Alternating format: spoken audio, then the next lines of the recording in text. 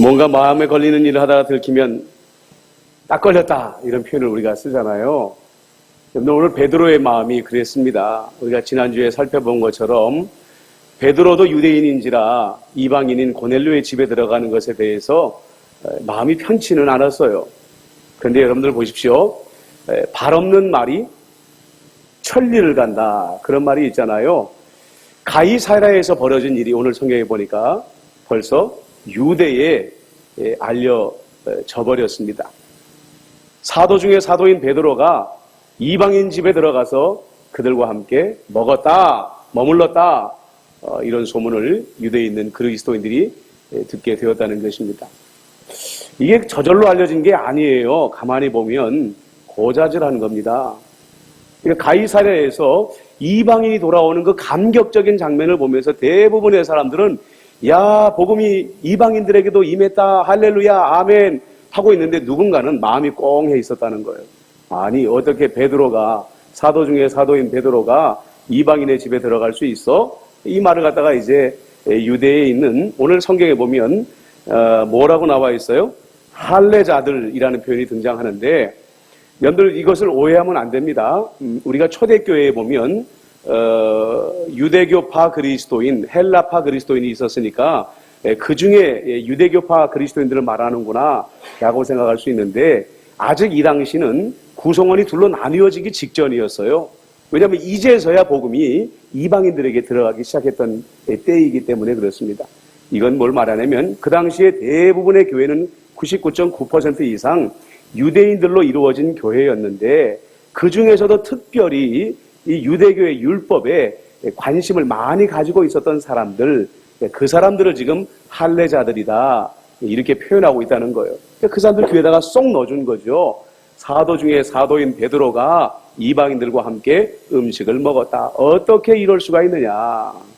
자, 이제 베드로가 가이사랴에서의 이 사역을 마치고 예루살렘으로 돌아왔습니다. 그러자마자 자, 이제 이 할례자들이 베드로를 비난하기 시작합니다. 내가 무할례자의 집에 들어가 함께 먹었도다. 그런데 여러분들 이것은요 단순한 비난이 아닙니다.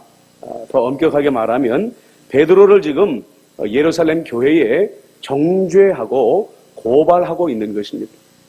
여러분들 다시 한번 말씀드리지만 베드로는 사도 중에 사도입니다. 인류의 역사 가운데 단 한 번밖에 없었던 고귀한 아주 높은 직분의 사람이었죠. 만약에 베드로가 말입니다. 다른 건 말할 필요도 없이 자기를 비난하는 사람들 불러다 놓고 지금 너희들이 비난하는 내가 누군 줄 아느냐? 감히 너희들이 사도를 비난하느냐? 한마디만 하면은요, 이 일은 없었던 일이 되어버리는 겁니다. 안 그렇습니까, 여러분? 자, 그런데 만약에 과거에 베드로였다고 한다면 어땠을까요? 당연히 그랬을 것입니다. 혈기왕성하고 앞에 나서기를 좋아하고 우두머리 역할하기 좋아하던 베드로였다고 한다면 당장이라도 너 나와봐. 어디다 대고 지금 나한테 삿대질이고 손가락질이야? 하고 그를 눌러버리려고 했을 거예요. 그런데 여러분들 좀 우스갯소리로 우리 베드로가 변했어요. 언제 변했습니까?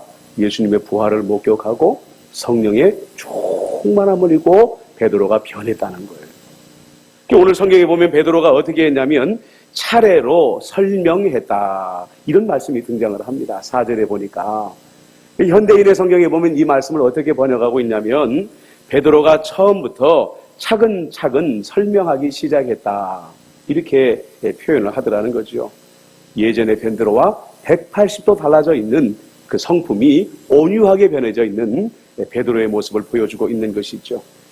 자, 그러면 베드로는 어떻게 그 성난 사람들을 설득하기 시작을 했을까요?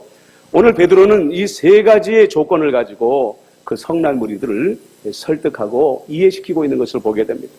첫 번째로 베드로는 5절부터 10절까지 지금 내가 내 판단을 가지고 그 일을 행한 것이 아니다라는 것을 변명하고 있는데 그 변명이 뭐냐면 주님께서 내게 환상을 보여주셨다. 이것은 내가 자의적으로 행한 것이 아니라 주님께서 내게 환상을 보여주셔서 나는 순종할 수밖에 없었다. 이렇게 말하고 있는 것입니다. 그런데 여러분들 여기서 우리가 주의해야 될 것이 뭐냐면요, 베드로만 환상을 이야기하는 것이 아니라 역사 속에서 많은 이단들이 사람들을 미혹할 때 사용한 수단이 뭡니까? 나는 보았다. 신천지 같은 경우는 뭐예요? 이만희 교주가 나는 사도 요한보다도 더 높은 천국에 가가지고 사도 요한보다 더 많은 비밀을 보고 왔다. 난 이긴 자다. 이렇게 광고를 하고 다닌다는 거죠.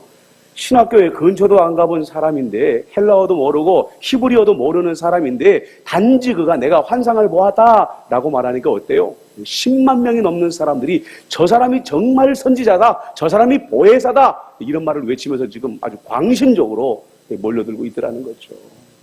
자, 여러분들, 그러면 누구든지 보았다 그러면 어떻게 그걸 알아야 되느냐 말이에요. 검증할 수 있냐는 거죠. 자, 여러분들, 먼저 우리가 알아야 될 것은 뭐냐면 예수님께서 베드로에게 이 보자기 환상을 보여주실 때 어땠어요? 똑같은 환상, 똑같은 말씀을 3번이나 보여주셨다는 것입니다. 거짓 환상이 아니라는 거죠. 착각이 아니라는 것입니다. 말 그대로 사실이 아닌 거짓 환상을 보았다는 것이 아니라 예수님께서는 베드로에게 이것이 진리라는 것을 3번이나 보여주심으로 말미암아 그 환상을 베드로에게 검증해 주셨다는 거예요. 여러분들, 고린도전서 14장 29절에 보면은 예언하는 자는 둘이나 셋이나 말하고 다른 이들은 분별할 것이요 라는 말씀이 있습니다. 여러분들, 예언이라는 것, 환상이라는 것, 하나님의 음성이라는 것은요, 성령의 시대 이전에는 선지자들의 전유물이었습니다. 하나님의 선지자들만 환상을 보고 그 음성을 듣도록 하나님이 제안해 두셨어요. 그러나 성령의 시대 이후에는 어떻습니까? 모든 그리스도인들이 성령님께서 보게 하는 자는 환상을 볼 수 있게 되었고요. 하나님의 음성을 들을 수 있도록 하나님께서 은사로 우리에게 주셨다는 거예요. 그러나 중요한 것은 뭐냐면 누구든지 그 환상을 보았기 때문에, 누구든지 그 음성을 들었기 때문에 그것이 곧 하나님의 환상이요 하나님의 음성이다라고 단언할 수는 없다는 것입니다. 그렇기 때문에 바울이 아무나 내가 하나님의 음성을 들었다라고 말하지 못하도록 안전장치를 해놓은 거예요. 예언은 둘이나 셋이 말해라. 그리고 그거로도 부족하니까 다른 이들은 또 그 얘기를 듣고도 분별해 보아라. 그래서 정말 이것이 하나님의 음성인지 아닌지 구별해라. 이렇게 말씀했다는 거예요. 뭘 말하는 거냐면 하나님의 한 가지 음성을 주셨는데 이것이 정말로 진짜 하나님의 음성이라면 2사람이나 3사람이 동시에 같은 것을 말할 것이라는 거예요. 그리고 다른 이들도 영적으로 그것을 분별해 봤을 때 이것은 정말 하나님의 음성이다라고 마지막 재차 확인하게 되었을 때에만 그것이 하나님의 음성으로서 인정받을 수 있더라는 것이죠. 베드로는 그 검증 과정을 주님을 통해서 통과받은 것입니다. 왜요? 똑같은 환상을, 똑같은 음성을 3번이나 보고 들었기 때문이라는 거예요. 그래서 자신 있게 베드로는 이것이 주님께서 내게 주신 계시였다 이렇게 말할 수가 있었다는 거죠. 두 번째로 오늘 11절부터 14절에 보면은요, 하나님이 자기에게 행하신 일이 나 혼자 목격하고 나 혼자 경험한 일이 아니다. 베드로가 이렇게 말합니다. 증인이 있었는데요, 요빠시에 있는 요빠교회에 성도 6명이 나와 함께 있었다. 이렇게 이야기를 하고 있습니다. 그들뿐입니까? 고넬료의 환상을 보고 고넬료가 환상을 보고 베드로에게 보낸 3명의 하인 그 부하들도 그 증인들 가운데에 포함되어지더라는 거죠. 나 혼자 말하는 것이 아니라 이 모든 이루어진 일에 대하여 증인들이 있다. 베드로는 그렇게 이야기하고 있습니다. 여러분들 신명기 율법에 보면은요, 누군가 남을 판단하고 정죄할 때에는 2명이나 3명의 증인이 있어야 된다라는 율법이 있습니다. 한 사람이 그 사람을 향해 저 사람은 나쁘다 그러면은 법적인 효력이 없는 거예요. 2명이나 3명의 증인이 같은 증언을 해야 그 증언이 유효한지 무효한지가 판단이 된다는 거죠. 왜 이런 말씀을 드리냐면요, 지금 아까도 말씀을 드렸듯이 지금 베드로를 비난하는 사람들은 그리스도인들 중에서도 유대교의 열심을 가지고 있는 사람들입니다. 여전히 율법을 지켜야 된다고 생각하는 사람들이죠. 어떻게 보면 베드로는 그 사람들을 비난할 수도 있었습니다.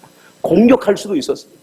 너희들은 지금 이 성령의 시대에 살면서 아직까지도 율법적인 사고에 갇혀서 나를 비난하느냐. 이렇게 말할 수가 있었다는 거예요. 그런데 베드로는요, 그 길을 택하지 않았습니다. 바울이 뭐라고 그랬죠? 나는 유대인에게는 유대인과 같이, 헬라인에게는 헬라인에 같이 나는 행했다. 이런 말씀이 있는 거예요. 바울은 정면 충돌을 해서 그들을 굴복시키기보다는 그들이 여전히 율법적인 사고방식에 갇혀있는 것을 이해하고 존중하고 율법에 따라서 그들을 설득하고 있더라는 거죠. 성경의 신명기의 율법에 보면 두세 명의 증인이 있으면 그 사람의 말이 합당하다는 것이 증명되어지지 않았느냐. 그러니까 보아라, 나는 지금 율법에 어긋난 것을 말하고자 하는 것이 아니라 율법대로 지금 나는 두세 명이 아니라 그보다 배나 되는 더 많은 증인들을 가지고 지금 내가 너희들에게 이야기하는 거야. 이렇게 베드로가 유순하게 그들을 설득하고 있더라는 거죠. 여러분들, 내 생각에는 너무 당연해 보이는 것인데 상대방에게는 너무 당연하지 않아 보이는 경우가 있지 않습니까? 그때 우리는 우라통이 터지죠. 아니, 왜 이 쉬운 내용을 저 사람은 이해하지 못하나? 아니, 내가 지금 한국말을 하는데 저 사람은 영어로 들리나? 답답할 때가 있을 거예요. 그러나 여러분들, 역지사지해야 되는 것입니다. 베드로가 너무 당연한 것, 이렇게 구구절절히 설명하지 않아도 되는 너무 당연한 이야기임에도 불구하고 상대방의 입장에서 그들이 여전히 젖을 먹는 어린아이인 것을 알고 그들의 입장에서 풀어서 설명하려고 하는 이 노력을 우리는 잊지 말아야 된다는 거죠.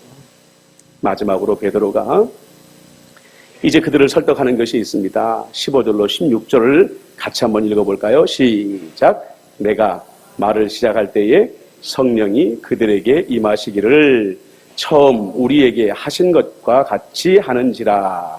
내가 주의 말씀에 요한은 물로 세례를 베풀었으나 너희는 성령으로 세례를 받으리라 하신 것이 생각났노라. 여러분들 기억나시죠? 고넬료의 영혼이 얼마나 잘 준비되어져 있었냐면 베드로가 자기의 설교를 채 마치기도 전에 어떻게 했다고요? 성령님이 그들에게 임하였다라고 이렇게 우리가 그 말씀을 보았습니다. 그런데 여러분들, 그 당시에는 베드로가 그 말을 안 했는데 오늘 베드로가 지금 무슨 말을 하냐면 자기가 하나님의 말씀을 전할 때에 고넬료와 그의 가족들에게 성령이 임하는 것을 보았을 때 예수님의 말씀이 생각났다는 거예요. 무엇이 생각났다고요? 예수님의 말씀이 생각났다. 어떤 말씀이요? 믿는 자들에게 성령으로 세례를 받으리라 하신 말씀, 그 말씀이 생각나면서 정말 이방인들에게도 이제는 모든 벽이 허물어지고 이제는 그들에게도 예수 믿는 복음이 허락되어졌구나 하는 것을 내가 알게 되었다. 그러므로 우리가 믿음 안에서 이방인과 유대인을 구별할 필요가 어디에 있겠느냐, 이렇게 그들에게 설명하고 있더라는 거죠. 여러분들, 베드로가 자기가 이방인과 교제할 수 있다라는 가장 근거 있는 배경으로 말하는 것은요, 환상도 아니었고요, 율법도 아니었고요, 바로 예수님의 말씀이었다는 것, 우리가 분명히 기억할 필요가 있습니다.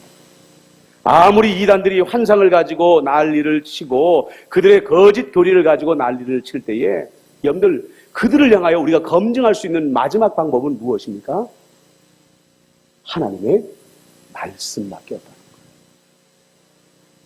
그것도 어느 한 구절을 콕 집어가지고 그것이 전체인 양 말하는 그런 말씀이 아니고 정말 그들이 주장하는 교리가 그들이 옳다고 말하는 그 말씀이 창세기부터 계시록까지 모든 말씀을 다 비추어 봤을 때 진리이냐 아니냐 우리는 구별할 수 있는 능력을 가지고 살아야 이단의 미혹에 넘어가지 않을 수가 있다는 것이죠. 사랑하는 성도 여러분, 그렇습니다. 베드로가 성령 받고 달라진 것은 무엇이었습니까? 이제까지도 베드로의 설교를 보면 그가 전한 모든 말씀들은 성경에서 단 한 구절도 벗어난 적이 없었다는 거예요.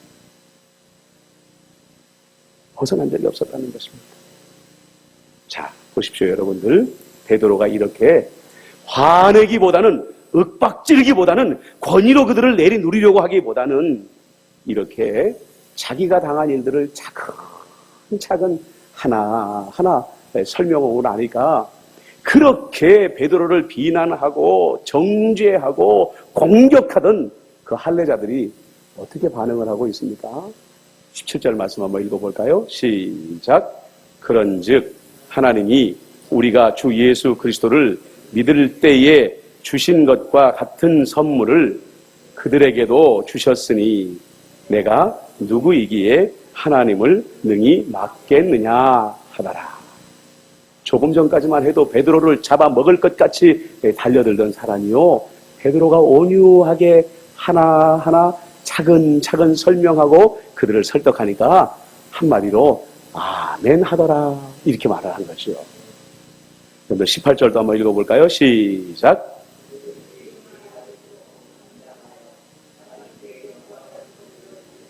그러면 하나님께서 이방인에게도 생명 얻는 회개를 주셨도다 하니라. 아멘. 여러분들 보십시오. 교회가 조금 전까지만 해도 분열의 위기에 처해 있었습니다. 그렇죠. 물론 여러분들 분명히 말씀드렸지만 베드로가 사도의 권위를 가지고 가만히 있어, 잠잠하라, 그래도 이 문제는 넘어갔을 거예요. 겉으로는 평온했을 것입니다. 그런데 어때요? 내부적으로는 말 못하지만 뒤로 가서 이제 떠들기 시작하는 거죠. 원래 이 권위주의 사회에서는요, 그래서 뒷담화가 많은 거예요. 뒷담화가 많은 거예요. 압력으로 그냥 억지로 꽉 눌러놓으면 조용해 보이죠. 겉으로는 하나인 것 같죠. 그러나 속으로 균열이 생기기 시작하는 거예요. 야, 베드로 저거 지가 언제부터 사도였다고, 언제부터 잘났다고, 내가 이 일을 제기했는데 그걸 갖다가 설명할 생각도 않고 억누르려고만 해. 한번 어디 두고 보자. 불만이 막 쌓여지는 거예요.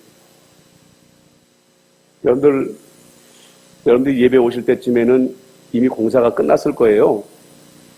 우리 임마누엘 교회에 나가서 오른쪽 위로, 왼쪽 아래로 전신주를 바꿨어요. 보셨어요? 예전에는 이 나무 전신주여가지고 이 나무라는 게 좀 유연성이 있으니까 상대적으로 좀 오래 갔는데, 이게 요즘에는 콘크리트로 만들어 놓으니까는요, 뭐 겉보기에는 단단하지만 이게 이제 유연성이 없으니까 쉽게 금이 가고 그러나 봐요. 근데 저는 깜짝 놀란 게 뭐냐면, 제가 매일같이 다니고 봐도 멀쩡했거든요. 그러니까 한편으로는 이게 세금 낭비 아닌가. 보도블럭 멀쩡한 거 막 갈아치우면서 연말에 막 세금 낭비하는 것처럼 저것도 멀쩡한 건데 혹시 하도 속고 살다가 보니까 저것도 혹시 멀쩡한 전신주를 갖다가 세금 낭비하고 자기들 돈 벌어들일 목적으로 바꾸는 거 아닌가, 그런 생각이 슬쩍 들더라고요. 근데 아까 이제 우리 홍 간사님이 얘기하는데 그러시는 거예요. 저게 겉으로 봤을 때는 멀쩡해 보이지만 속으로는 균열이 굉장히 많이 가 있다는 거죠. 겉으로는 모른다는 거예요. 근데 전문가들이 딱 보면 이 전신주가 지금 속으로 균열이 많이 가 있구나 하는 것을 알 수가 있고요. 만약에 바람이 정말 세게 불거나 그러면 나도 모르는 사이에 그것이 부러지거나 부서져가지고 주변에 있는 사람들이 많이 다치거나 이 재물들이 손상이 될 수가 있다는 거예요. 그렇습니다. 힘으로 억눌러 놔가지고 하나 되는 건요, 그것은 건강한 하나됨이 아니에요. 반드시 균열이 생기고 언젠가는 반드시 부러져 버리게 되어 있더라는 거죠.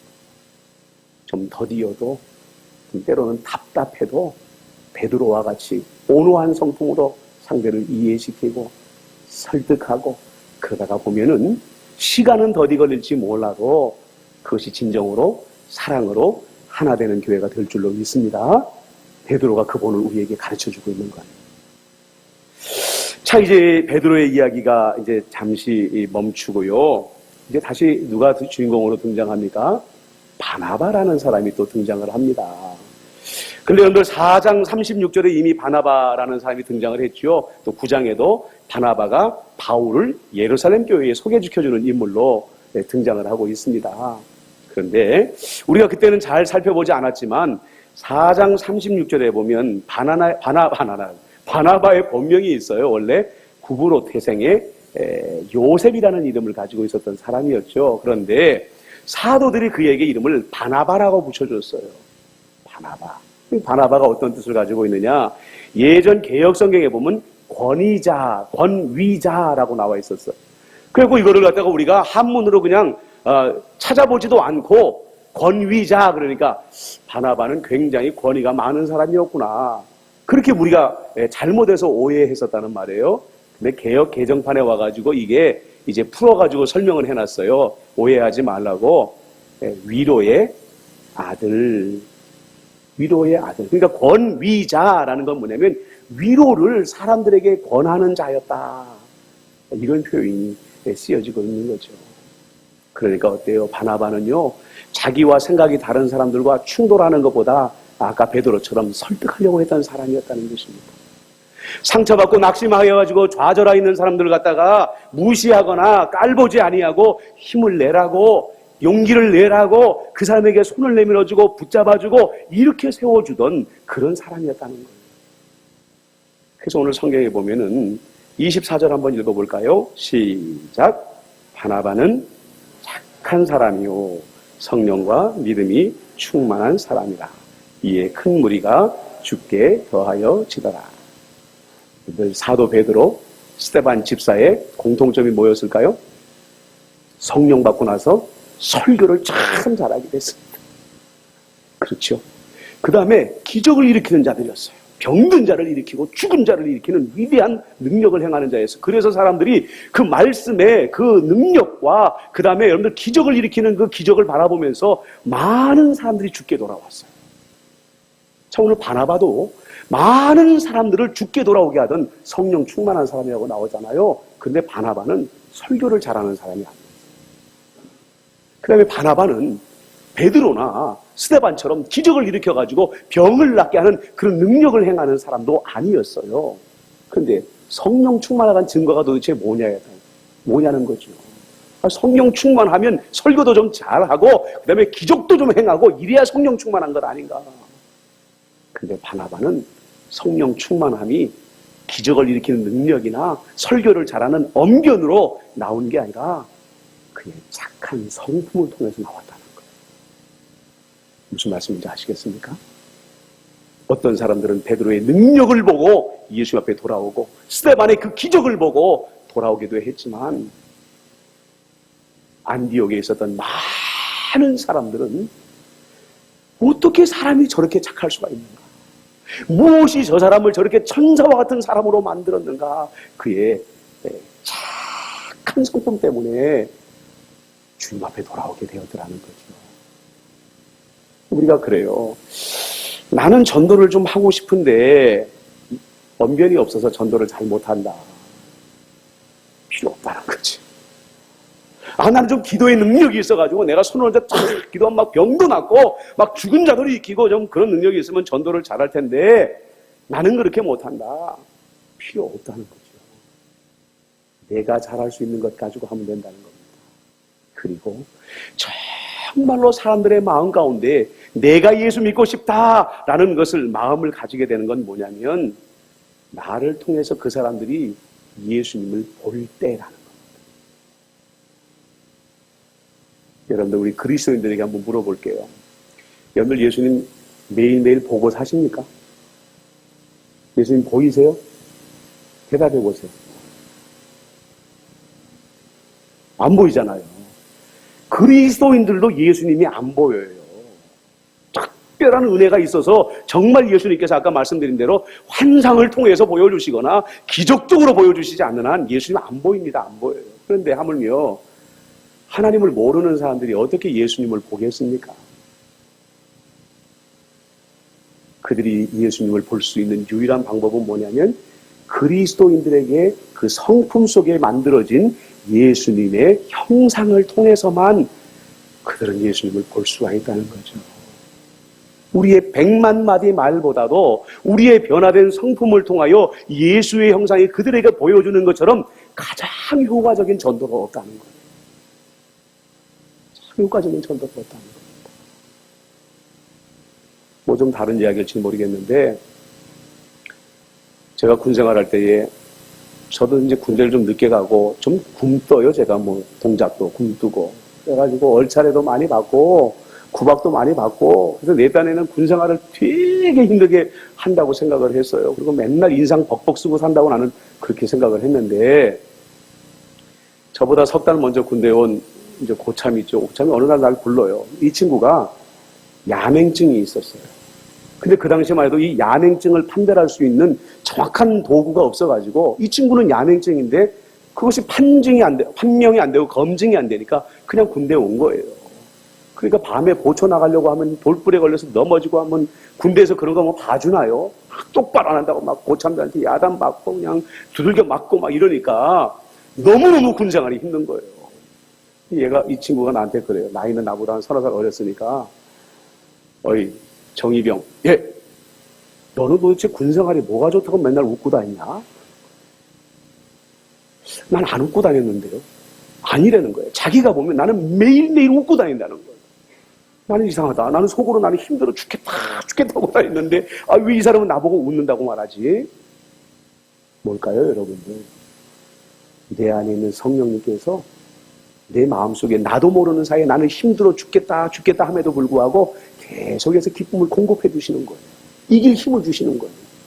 그런데 그 사람은 나도 모르는 그 얼굴을 보면서 뭔가 있구나, 이 사람이. 이 사람에게 뭔가 있구나 라고 생각하더라는 거죠. 사랑하는 성도 여러분, 오늘 성경에 보면은 바나바가 왜 안디옥에 갔는지 아세요? 스데반 이후로 예루살렘에 핍박이 임해가지고 예루살렘에 있던 성도들이 피신을 갔어요. 전 세계로 흩어졌습니다. 그런데 성경에 보면 이 사람들이 유대인들에게만 복음을 전했어요. 유대인들에게만. 왜냐? 아직까지도 이 사람들은 복음은 유대인들에게만 주신 거야. 구원은 유대인들에게만 오는 거야. 라고 생각해서 전 세계에 흩어지면서도 유대인들에게만 예수 믿으세요. 예수 믿으세요. 예수 믿으세요. 이랬다는 거예요. 그런데 그 중에 몇 사람은 이방인들에게 용기를 내어서 복음을 전하기 시작했습니다.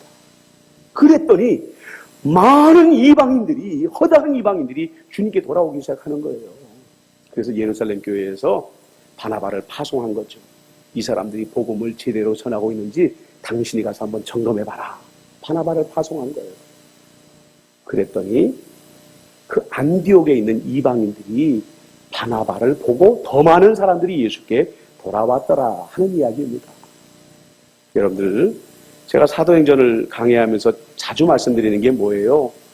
그 당시에 헬라인들이 유대인들을 사람 취급 안 했어요.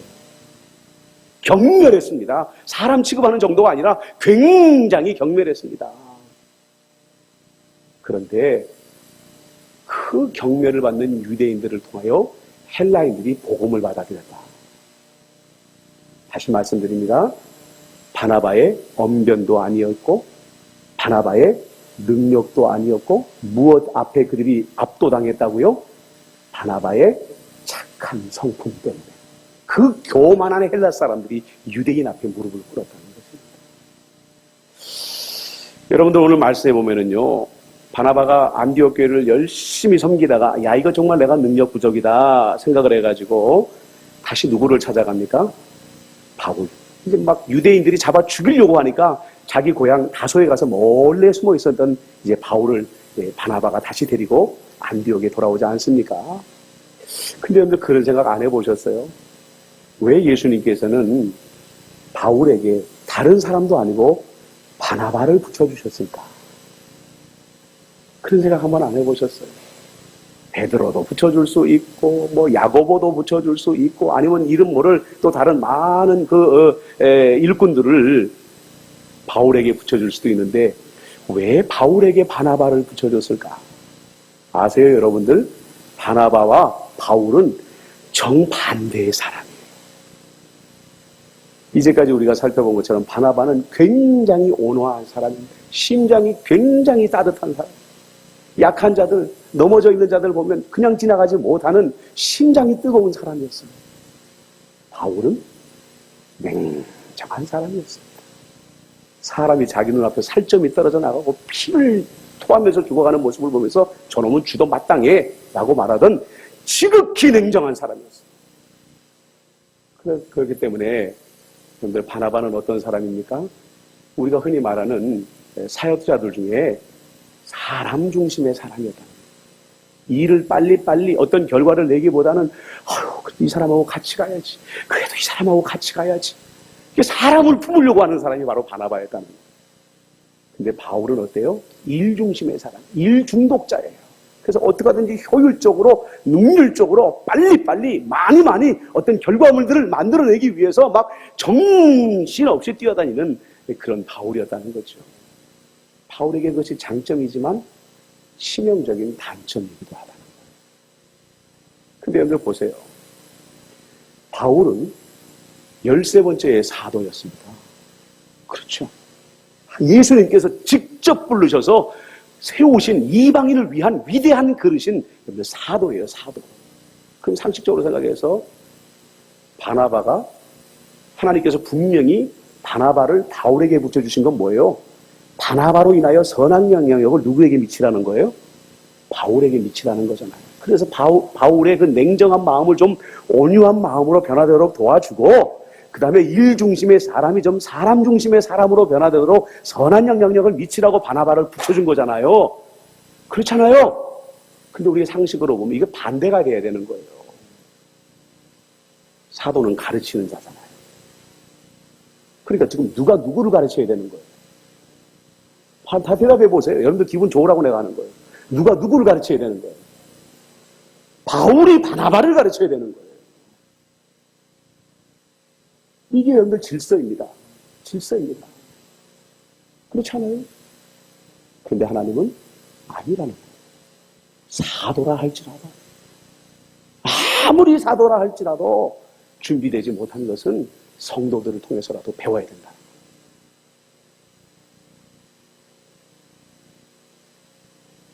제가 월요일 날도 그런 말씀을 드렸죠.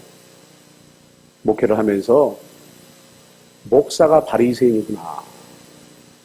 목사가 바리새인이구나. 다른 목사님들 정죄하는 게 아니라 누구 얘기하는 걸까요? 내 얘기하는 거예요. 내가 바리새인이구나. 왜냐하면 아니야 하면서도요. 성경을 가르치는 입장에 서고 설교를 하는 입장에 서다가 보면은 자기 의에 빠지기가 제일 쉬운 게 목회자라는 거예요. 나는 완전해. 나는 완전해. 그래요. 사실 그렇죠. 나는 신학을 공부했습니다. 4년 동안 학부를 공부하고 3년 동안 신학대학원에 가서 또 공부하고 또 그다음에 또 이제 목회학 과정 밟는다고 박사 과정 밟는다고 또 열심히 쫓아다니면서 또 공부하고 무슨 강좌 쫓아다니고 얼마나 많은 강좌들을 또 다 쫓아다녀야 되는지 몰라요. 그러다 보면은 제가 분명히 여러분들보다 지적으로는 많은 것을 알고 있을 수 있어요. 그렇죠? 그러나 그렇다고 해서 지적으로 많이 알고 있다고 해서 성품도 동등하다라고 착각하면 안 된다는 거예요. 바울은 당대의 박사였습니다. 그리고 주님으로부터 사도의 직분을 받은 고귀한 자였습니다. 그러나 그가 준비되지 못한 것은 바나바라는 평신도 사역자를 통해서라도 배웠어야 된다는 거죠. 어때요? 기분 좋지 않으세요? 그렇습니다. 교회라는 것은 그렇습니다. 완전한 이는 예수 그리스도 한 분밖에 없으세요. 우리가 한국교회 목사님 그러면 한경직 목사 그러지만은요. 만약에 여러분들이 한경직 목사님을 천국에서 소환해가지고 목사님은 어떻게 이렇게 완전한 삶을 사셨어요? 그러면 그분은 그날로 거품 물고 다시 돌아가실 거예요. 왜냐? 아이고 나는 그런 사람이 아닙니다. 그런 사람이 아닙니다. 교회라는 것이 무엇일까요? 그러기 때문에 우리가 다 부족한 존재라는 걸 인정해야 되는 거예요. 우리 가운데 완전한 사람이 없다는 거예요. 목사부터가 완전한 사람이 아니라는 거예요. 성품적으로 준비되어지지 못하고 여전히 만들어져가는 다듬어져가는 새로워져가는 그저 죄인 중에 한 사람이라는 걸 우리가 인정해야 된다는 거죠. 그래서 뭐냐? 우리는 서로에게 선한 영향력을 미쳐야 되는 거예요. 바나바처럼 나의 좋은 성품을 통하여 상대방에게 계속 흘려보내줘가지고 상대방의 영혼이 마음이 예수의 사랑으로 감화받아져가지고 주님 닮아 변해가도록 선한 영향력을 우리가 계속해서 보내줘야 된다는 거예요. 맞습니까? 장로님들, 권사님들은 목사에게 계속 선한 영향력을 흘려보내주시고 또 목사는 또 자기 나름대로 준비되어져 있는 것들, 성도들이 준비되지 못한 부분들을 계속해서 서로 흘려보내주면서 말이죠. 서로에게 선한 영향력을 보내주다가 보면 바로 여러분들 거기가 천국이 되는 거죠. 거기가 천국이 되어지는 것입니다. 목사가 교만해가지고 아까 말씀드린 것처럼 나는 신학도 공부했고 나는 박사고 그러니까 나는 뭐든지 완전하고 나는 뭐든지 완벽하고 그래서 당신들은 나에게 다 배워야 되고 이런 마음 가지면 아까 말씀드린 것처럼 겉은 평온할 수 있으나 속으로는 균열이 생기는 것입니다. 요즘에 하여튼 몇 개월 동안 하나님이 그 말씀만 계속 주시는 거예요. 배워라. 아직도 멀었다. 아직도 멀었다. 배워라. 여러분들 이 음성이 여러분들에게도 들려주시기를 주님의 이름으로 축복합니다. 그래요. 말씀을 정리하겠습니다. 베드로는 교회가 균열될 수 있는 이 위기의 상황 가운데에서 자기의 권위로 억누르려고 하기보다는 차근 온유한 마음을 가지고 상대방의 입장에 서서 설득함으로 말미암아 교회의 하나됨을 지켜냈습니다. 그리고 안디옥의 그 헬라인들, 그 교만하고 그 강팍한 사람들에게 바나바는 복음을 전할 때에 말씀의 능력도 아니고 기적도 아니고 예수 닮은 착한 성품을 가지고 그들의 마음을 변화시켜서 허다한 사람들이 주님께 돌아오도록 귀한 사명을 감당을 했습니다. 여러분들도 가정에서나 또 직장에서나 또 교회에서나 베드로 닮는 사람 되어주시길 주님의 이름으로 축복합니다. 또 바나바 닮는 사람 되어주시길 주님의 이름으로 축복합니다.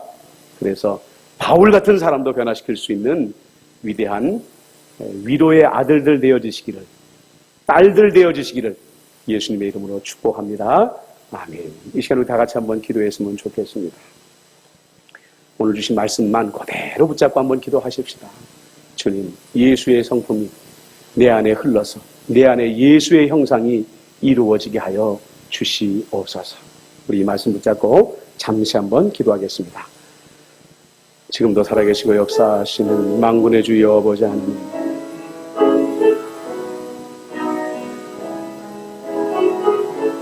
우리 안에 진정으로 예수의 형상이 이루어지기를 소망합니다.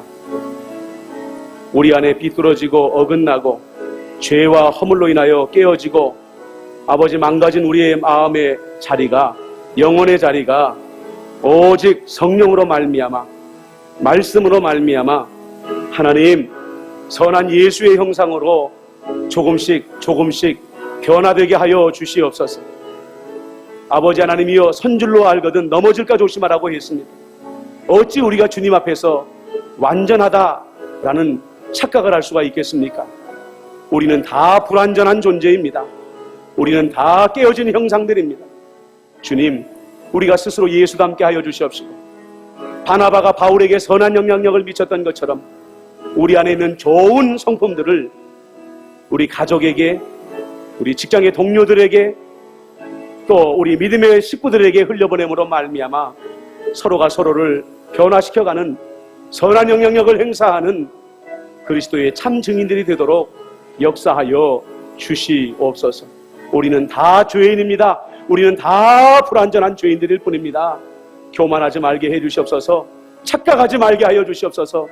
주님 앞에 겸손하여서 다만 성령님을 바라보며 가난한 마음으로 주님의 도우심을 구하게 하여 주시옵소서. 오 주님, 우리에게 자비를 베풀어 주시옵소서.